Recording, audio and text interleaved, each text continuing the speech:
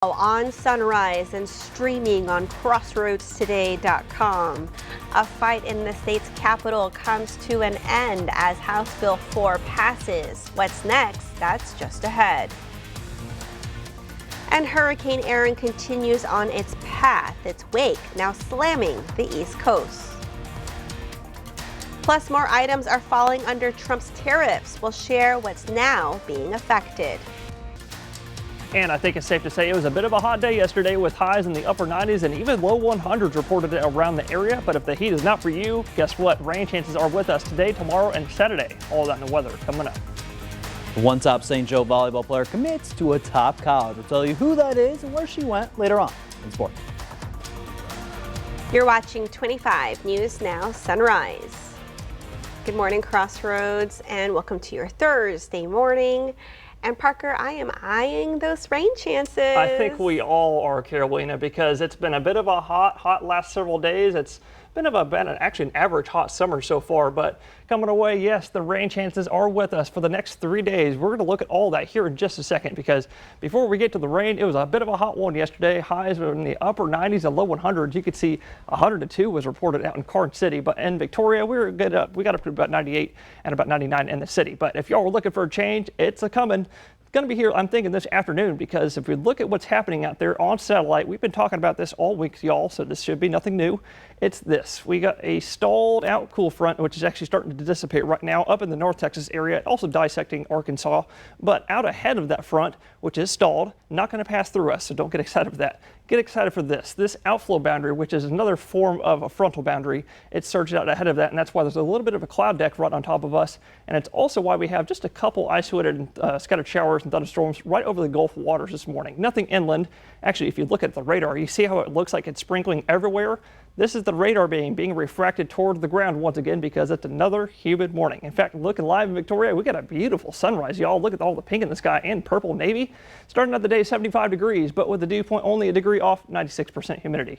Not enough to worry about fog, but it is enough to worry about some rain later today. So if you're sending your kiddos out the door this morning, grab them some sunglasses for the sun in the morning, but the umbrella for storms in the afternoon. We'll have all those details next. An 11-year-old was arrested at Cade Middle School Wednesday morning. The Victoria County Sheriff's Office says he made a statement claiming to have a weapon on campus. After an investigation, no weapons were found. The student was arrested for making a false report to induce an emergency response. The Texas House of Representatives gave final approval of a redistricting bill to redraw congressional districts. House Bill 4 passed with a vote of 88-52, with 10 Democrats still absent from the vote. The state Senate is expected to take up the bill in the committee this morning. The Texas governor is expected to sign it as quickly as possible after Senate approval.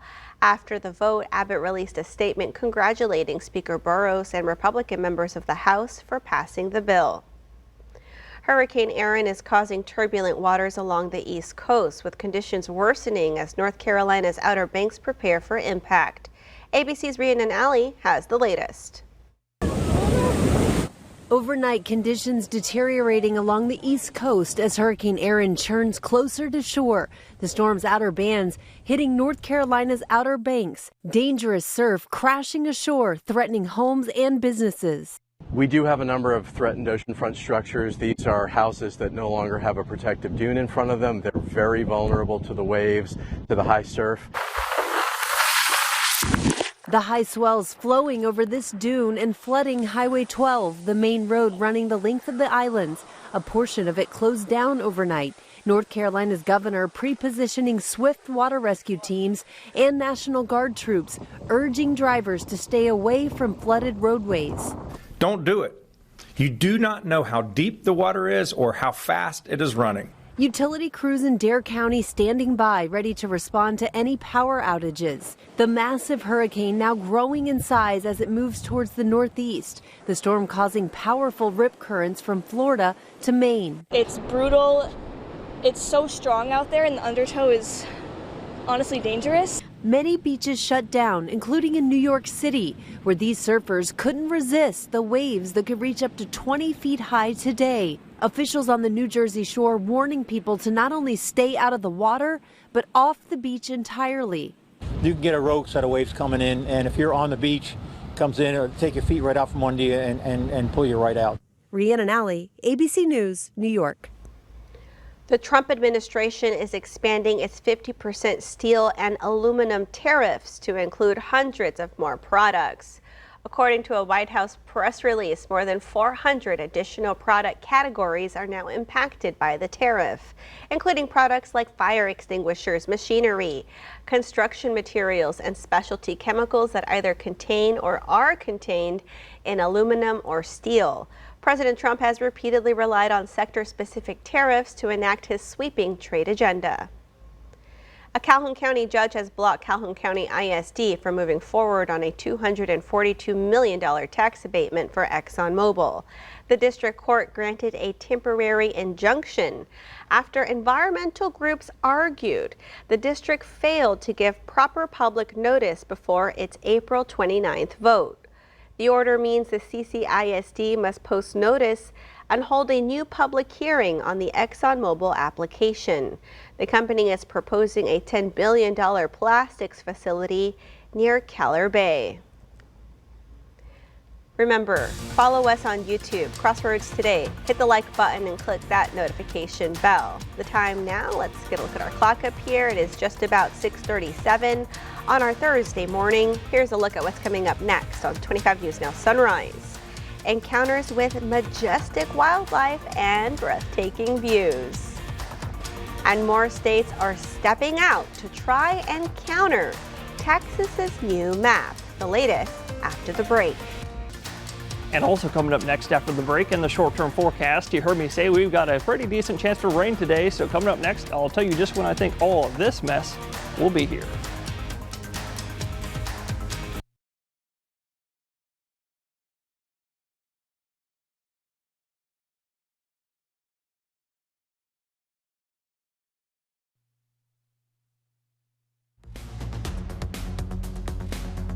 Well, good morning, Crossroads, and happy Thursday, Friday Eve. Y'all get excited for Friday and the weekend time, but more importantly, get excited for the rain because we've been talking about it all week, and I think it's coming our way finally today. Timing all that out on your future tracker. You're going to see it in the morning time. It'll be pretty sunny out there, mostly sunny, maybe a few passing clouds. So grab your sunglasses, make sure that those are packed, but also pack your umbrella because chance for rain is going to be at a nice 60% today. Before we get to the 60%, there is going to be a 20% chance to maybe see a few spotty showers in the late morning after 10 a.m. up until about 1 p.m. But after 1 p.m., you can see, boom, here's 1 p.m. right here.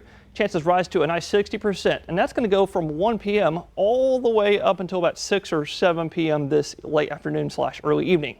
So with the best chance for rain going to be between 3 and 4 p.m. because of the maximum daytime heating in effect that time. But like I said, sometime around 6 right here or 7 p.m. the rain activity will start cutting off, and the same thing with the clouds. They'll start dying down to mostly clear skies for overnight tonight.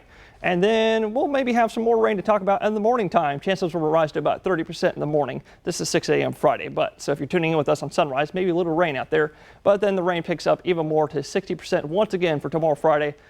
Also very similar to today, happening in the afternoon hours. And if you see any heavy rain with some stronger showers or thunderstorms out there, you might pick up some heavy rain. We're talking as high as 3, maybe even 4 inches in some areas with some of the slower moving thunder showers out there. But most of us will see an average between 1/2 inch to 1.5 inches. That's exactly why we have a level 1 out of 4 marginal risk for flooding rainfall today that encompasses all of our counties.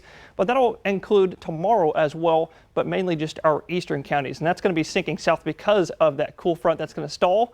But then as we go into next week, rain chances are up again to 30%, and they're going to come with another cool front. We'll see if that makes its way through our area and the tropics next.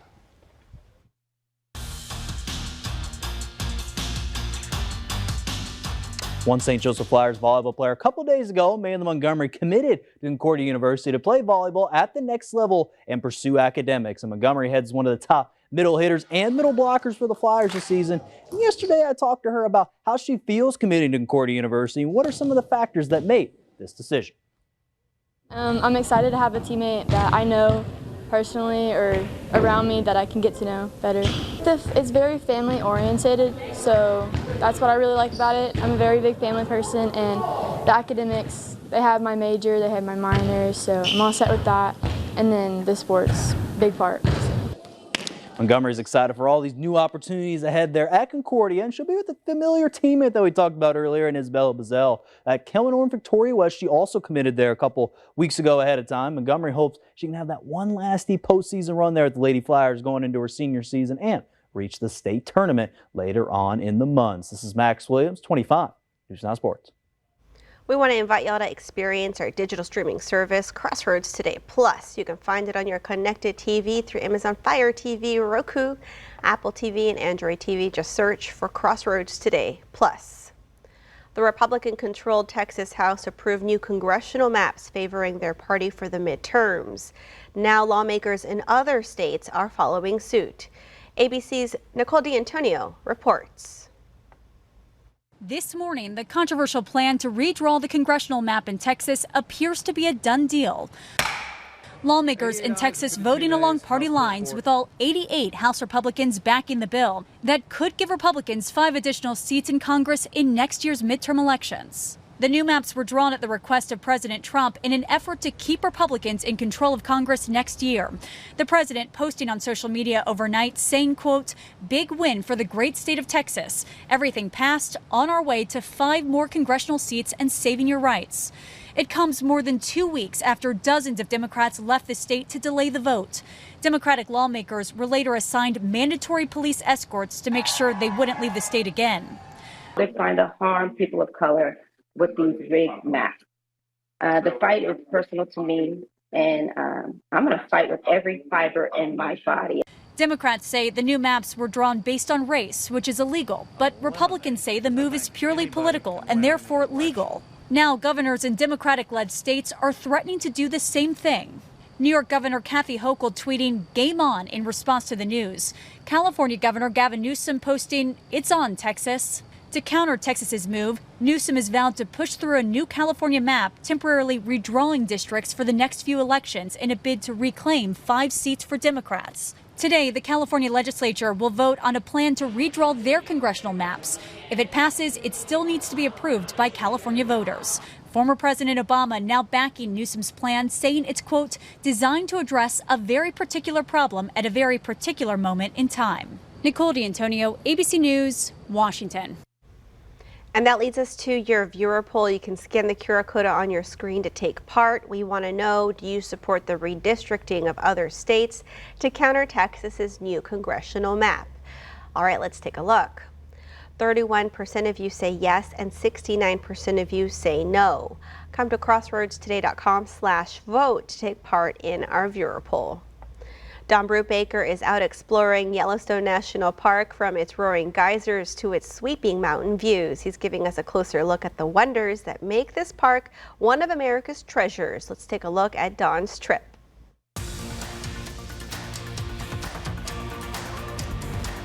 Howdy folks, we are here for our first full day at Yellowstone National Park.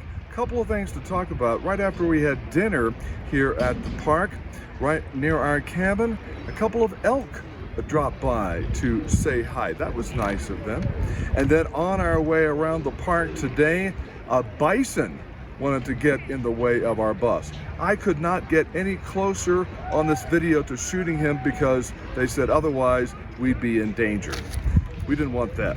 All right, now we have an exciting day today, including stops at Artist Point. We also had stunning views of Upper and Lower Yellowstone Falls, as well as the multicolored Grand Canyon of the Yellowstone. And our scenic drive continued through Hayden Valley, a haven for wildlife with lush forests.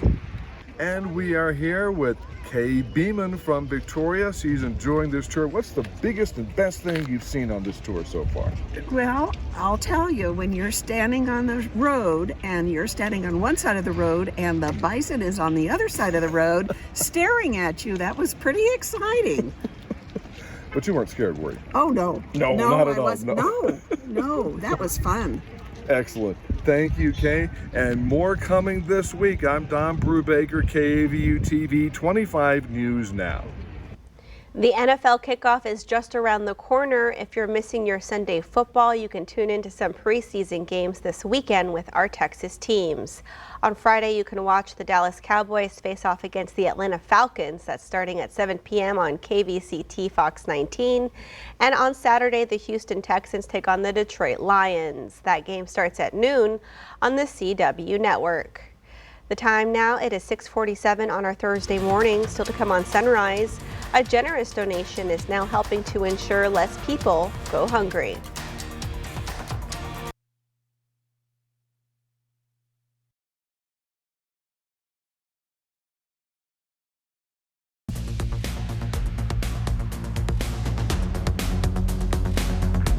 Well, good morning, Crossroads, and happy Thursday. I'm sure a lot of y'all just saw the 7-day forecast a few moments ago, and I'm sure also a lot of y'all are super duper excited for the rain. So y'all keep your fingers crossed to see some for the next 3 days, because it's a pretty good shot, 50 to 60% chances. But as we go into the weekend, you can see the sun that's coming back out for Sunday and Monday, bringing our highs back into the mid and upper 90s. But what's this? Next Tuesday, Wednesday, and even Thursday, chances are back to a nice 30 to 40%. That is going to be coming from yet another cool front, and this one may actually have a somewhat chance of passing through us. We're going to look at that here in a second, because looking at what's going on in the upper air, because this is what's influencing pretty much all of our weather. We have this mid-level low pressure system, which is kind of slingshot the cool front a little bit further south and the outflow boundary, bringing us a rain chances for today, tomorrow, and Saturday. But as we go into the weekend time, you're going to see a big upper level low pressure system, a low pressure, not a high pressure. It's going to come out of Canada, and it's going to sink a little farther south as we go into Sunday and Monday, sitting over the Great Lakes region by next week, and that's going to send all that cool air down south, maybe bringing its way down into our area. But high pressure is going to make its way over us for Sunday and Monday, bringing back the sun and also weathering away our rain chances. But here's that front going into next week. Here's Tuesday, Wednesday, and like you can see right here, sometime Wednesday or Thursday, it's probably going to dissipate, but it does have a 20% chance of maybe passing through us. So keep your fingers crossed. Otherwise, that's long term. Also in the long term, we're still tracking Hurricane Erin. Not going to be of any concern to us. It's going to go towards close to the East Coast. What might be of concern to us is going to be two tropical waves way out in the deep Atlantic that might be of watch and warrant your concern over the next 2 weeks. We're going to look at more on that next week and more later on Sunrise. Midcoast Family Services has received a generous donation to help feed those in need. 25 News Now reporter Ray Mosley has the story. Since FEMA eliminated the food budget from the Midcoast Family Services, Chief Executive Officer Jenny Stafford says she's had to make an adjustment to her budget, which affects how Midcoast is able to distribute their meals. But a $5,500 donation from the DTAR healthcare system will go a long way to help feed those in need at the Midcoast Resource Center. Without a food budget, we were really in a pinch trying to figure out where to get that money from. Midcoast Family Services provides 3 meals a day for more than 40 people each day. Before the assistance from DTAR, Stafford was faced with the possibility of cutting back on those everyday meals. It just means the world to know that there are people out there that once they hear of a need, they were like, I can do that, I want to help. And it helps our bottom line, but it also helps our spirits. And it helps our client spirits to know that we've got good, nutritious, yummy meals, and that the community has stepped up to help make sure that that's available for them. Midcoast Family Services' mission is to eliminate family violence and substance abuse, along with feeding those who are hungry. Stafford says the support received from DTAR can help them continue focusing on that mission. Ray Mosley, KAVU-TV, 25 News Now.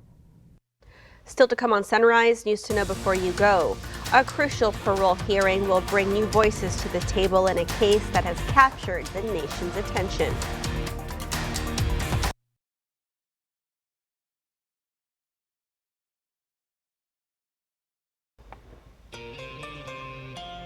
After being behind bars for over 30 years, the Menendez brothers could soon gain their freedom. Eric Menendez appears before California's parole board today. Resentenced earlier this year to 50 years to life, they now face a parole hearing with input from family, attorneys, and the DA's office. The decision will then go to an internal review board and Governor Gavin Newsom. President Donald Trump has called for Fed Governor Lisa Cook to resign following allegations of mortgage fraud by one of his allies. The Federal Housing Finance Agency urged the Justice Department to investigate. Trump mentioned the claims on social media Wednesday. Cook says she won't be pushed out.